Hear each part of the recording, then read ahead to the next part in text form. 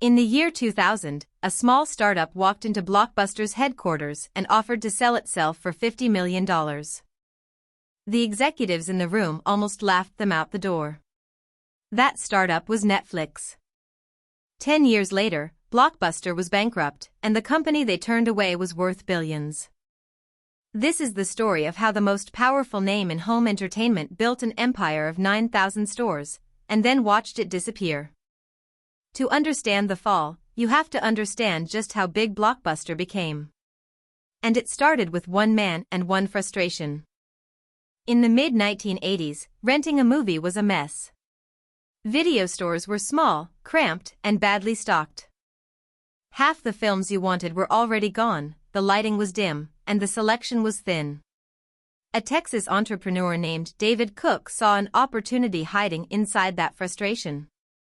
Cook came from the world of data. He ran a company that built computer systems for the oil industry, and he understood something his competitors didn't: a video store was really an inventory problem. On October 19, 1985, he opened the very first Blockbuster store in Dallas, Texas. It was unlike anything customers had seen. Instead of a few hundred tapes, this store stocked around 8,000. Bright lights, clean shelves, family-friendly aisles, and a computerized checkout system that tracked every single rental. Cook used that data to learn what each neighborhood actually wanted to watch, and stocked each store accordingly. It felt less like a corner shop and more like a supermarket for movies. Customers loved it. The stores were packed. And Blockbuster began to grow at a speed that would define the next decade. That growth caught the eye of a man who knew how to build giants, Wayne Huizenga. He had already turned a tiny garbage hauling operation into one of the largest companies in America. Huizenga looked at Blockbuster and saw the same potential: a simple business that could be repeated thousands of times. He poured in money and ambition. Blockbuster started opening stores at a staggering rate, at one point reportedly a new store every single day.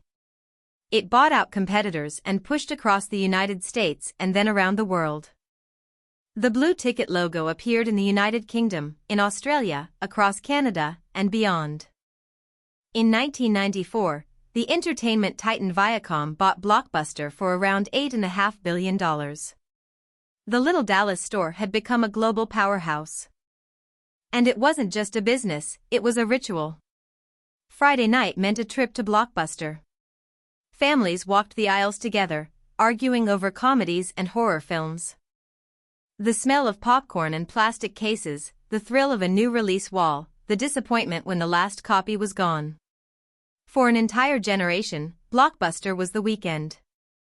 By 2004, the empire hit its peak: around 9,000 stores, more than 84,000 employees, and roughly $6 billion in annual revenue. It seemed unstoppable. But hidden inside that success was the very thing that would help bring it down. Here's a secret about Blockbuster: a huge slice of its profit didn't come from renting movies. It came from late fees. If you forgot to return a tape on time, you paid. And customers forgot constantly.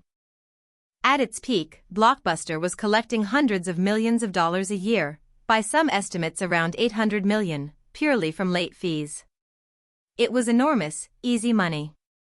But it came at a cost you can't measure on a balance sheet. Customers hated those fees. They felt punished, nickel-and-dimed, almost trapped. Blockbuster had built a business that quietly profited from its own customers' frustration. And frustration like that is fuel, waiting for someone to light it. That someone was a man named Reed Hastings. The legend goes that Hastings was once charged a $40 late fee, and walked away wondering why renting movies had to work this way at all. In 1997, he co-founded Netflix. The idea was simple and brilliant: order DVDs online, get them mailed to your door, keep them as long as you want, no due dates, no late fees. The exact pain Blockbuster relied on, Netflix erased. In 2000, Netflix was small and burning cash. Hastings flew to Dallas and offered to sell the whole company to Blockbuster for around $50 million. He proposed running Blockbuster's online arm while Blockbuster ran the stores. The room reportedly struggled to take it seriously.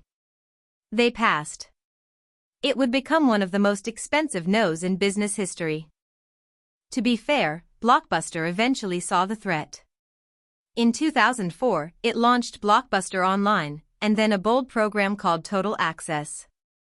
The idea was clever: rent online, return in store, and grab another movie on the spot, something Netflix simply couldn't match. Subscribers poured in. For a moment, Blockbuster was genuinely fighting back and winning. Then it fell apart from the inside. The strategy was expensive, and not everyone believed in it.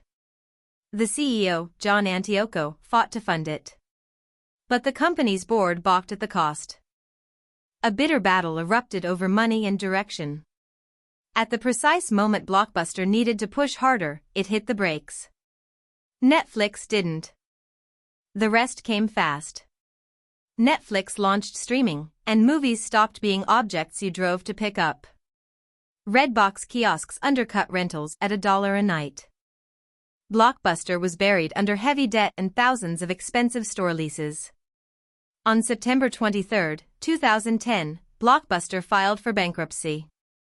One by one, the stores went dark, the blue glow switching off in town after town, until almost nothing remained.